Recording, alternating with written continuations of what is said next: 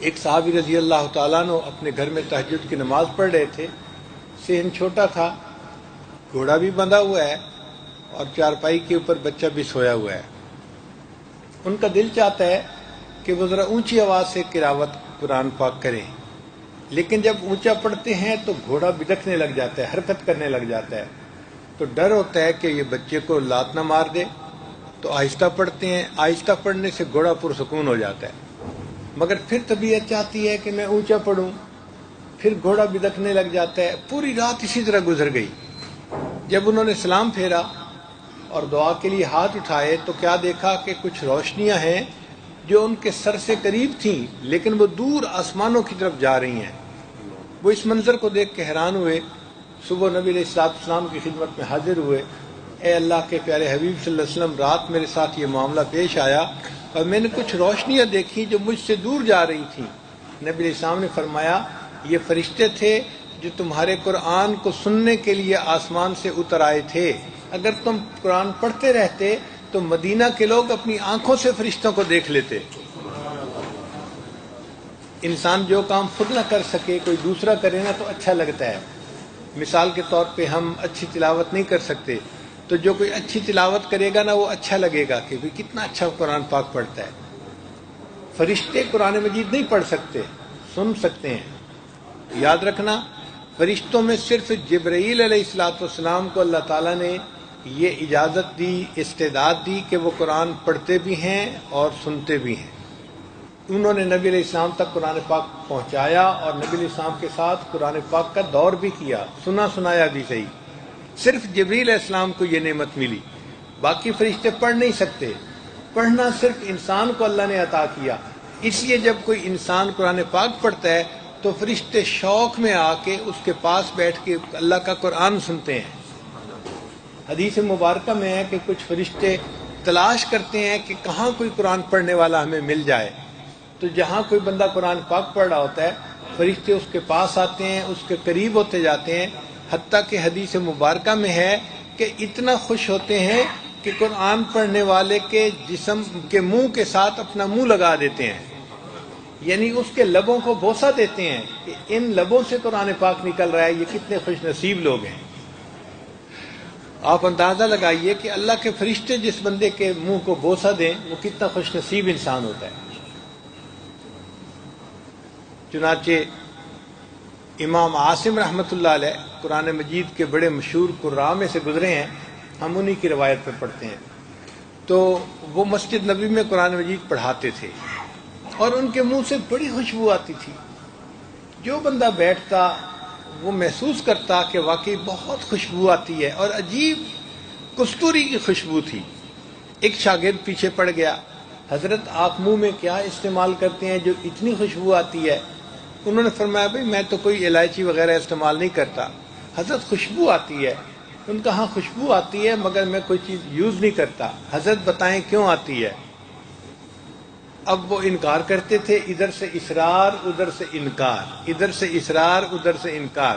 اب کچھ لوگ ہوتے ہیں لسوڑے کی طرح چمٹ جاتے ہیں، وہ بھی لگا رہا پوچھتا رہا. بالآخر انہوں نے کہا کہ ہاں ایک رات مجھے خواب میں نبی علیہ السلام کی زیارت نصیب ہوئی تو نبی علیہ السلام نے فرمایا عاصم تم میری مسجد میں قرآن پڑھاتے ہو، آؤ میں تمہارے لبوں کو بوسہ دوں. تو خواب میں نبی علیہ السلام نے میرے لبوں کو بوسہ دیا. جب سے نبی علیہ السلام نے بوسہ دیا میرے منہ سے خوشبو آتی ہے. تو قرآن مجید کا پڑھنا بڑی سعادت کی بات ہے. محبت کے ساتھ ہر روز قرآن کی تلاوت کرنی چاہیے. جتنا ہم شوق سے قرآن پاک پڑھیں گے اتنا اجر ملے گا. یہ کیسی کتاب ہے کہ جس کے ایک ایک حرف کے پڑھنے پر انسان کو نیکیاں ملتی ہیں، ہر حرف کے پڑھنے پر 10 نیکیاں ملتی ہیں. اس لیے فرمایا تبرک بالقرآن فإنہ کلام اللہ، قرآن پاک سے برکت حاصل کرو، یہ اللہ کا کلام ہے. تو یہ اللہ کا کلام ہے اور ہماری زندگی میں برکتیں بھر دیتا ہے، زندگی کی پریشانیوں کو دور کر دیتا ہے، انسان کو عزتیں دلا دیتا ہے، انسان کے ایمان کو پختہ کر دیتا ہے، مضبوط کر دیتا ہے. اس لیے ہمیں چاہیے کہ ہم قرآن مجید کو شوق کے ساتھ پڑھیں اور اپنی زندگی میں اس کو لاگو کرنے کی کوشش کریں. اس کو پڑھنا اور اس کو سمجھنا. فرمایا خیرکم من تعلم القرآن وعلمہ، کہ تم میں سے سب سے بہتر وہ ہے جو قرآن پڑھتا ہے یا پڑھاتا ہے.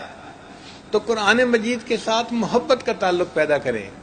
پھر دیکھیے اس کی برکتیں زندگی میں کیسے جو ہے وہ سامنے آتی ہیں. صحابہ رضی اللہ تعالیٰ عنہ قرآن مجید کے عاشق تھے، قرآن مجید کو پڑھا کرتے تھے، تہجد میں بھی پڑھتے تھے اور دن کے مختلف حصوں میں بھی قرآن مجید کی تلاوت کرتے تھے. اس کی وجہ سے ان کی زندگی میں برکتیں آ گئی تھیں. اتنا پڑھتے تھے کہ اللہ رب العزت ان کے قرآن پڑھنے پہ خوش ہوتے تھے. چنانچہ ایک صحابی تھے ابن کعب رضی اللہ تعالیٰ عنہ، یہ بڑے عالم صحابی تھے، قرآن پاک بہت اچھا پڑھتے تھے، قاری تھے. تو ایک مرتبہ نبی علیہ السلام نے انہیں فرمایا ابن کعب تم مجھے سورہ بینہ سناؤ. تو ابن کعب نے بڑے حیران ہوئے، اے اللہ کے حبیب صلی اللہ علیہ وسلم قرآن مجید تو آپ پر نازل ہوا، ہم آپ کے سامنے پڑھیں. تو نبی علیہ السلام نے فرمایا ہاں ہاں آپ میرے سامنے پڑھو. تو نبی علیہ السلام کی بات سے ان کو اندازہ ہو گیا کہ اوپر سے اشارہ آیا ہے. تو انہوں نے آگے سے ڈائریکٹ سوال پوچھا، اے اللہ کے حبیب صلی اللہ علیہ وسلم اللہ سمانی، کیا اللہ تعالیٰ نے میرا نام لے کر فرمائش کی ہے؟ نبی علیہ السلام نے فرمایا ابن کعب ہاں نام اللہ سماک، اللہ نے تمہارا نام لے کر کہا ہے. ابن کعب سے کہو قرآن پڑھے، محبوب آپ بھی سنیں گے، میں پروردگار بھی سنوں گا. آپ سوچئے قرآن مجید بندہ پڑھے، اللہ رب العزت اس کو سنتے ہیں. حدیث مبارکہ میں ہے کہ گانا گانے والی کا گانا اتنی توجہ سے کوئی نہیں سنتا جتنی توجہ کے ساتھ اللہ قرآن پاک پڑھنے والے بندے کے قرآن پاک کو سن رہے ہوتے ہیں. اتنی توجہ سے اللہ قرآن پاک کو سنتے ہیں. اب ہم قرآن پاک پڑھیں اور اللہ تعالیٰ اس کو اتنی توجہ کے ساتھ سنیں، کتنی بڑی سعادت کی بات ہے. اس لیے قرآن پاک کی تلاوت کا معمول ہونا چاہیے. کھانا بے شک ہمارا اس میں ناغہ ہو جائے، قرآن پاک کی تلاوت میں ناغہ نہیں ہونا چاہیے. اس سے زندگی میں برکتیں آئیں گی، گھر میں برکتیں آئیں گی. اور جس گھر میں قرآن مجید پڑھا جاتا ہے وہ آسمان والوں کے نزدیک اس طرح چمکتا ہے جس طرح زمین والوں کے نزدیک آسمان پہ ستارے چمک رہے ہوتے ہیں. تو ہمارے گھر میں قرآن پڑھا جائے گا، ہمارا گھر زمین کے ستارے کی طرح چمک رہا ہوگا، تو برکتیں آئیں گی ہمارے گھر میں. اس لیے قرآن مجید بچوں کو بھی پڑھائیں، عورتیں بھی پڑھیں، اور سب اپنے گھر میں قرآن پاک کی تلاوت روزانہ کریں تاکہ ہمارے گھر برکتوں کا خزانہ بن جائیں. اللہ تعالیٰ نے قرآن مجید میں عجیب تاثیر رکھی ہے، یہ انسان کے دل میں اپنا راستہ خود بنا لیتا ہے. ایک مرتبہ مجھے 1 مہینے کا سفر کرنے کا موقع ملا امریکہ میں. مصر کے مشہور قاری تھے عبد الباسط عبد الصمد، بہت اچھا قرآن پاک پڑھتے تھے. آپ کبھی ان کی تلاوت سنیں تو آپ حیران ہو جائیں گے کہ کتنا اچھا قرآن پاک پڑھتے تھے.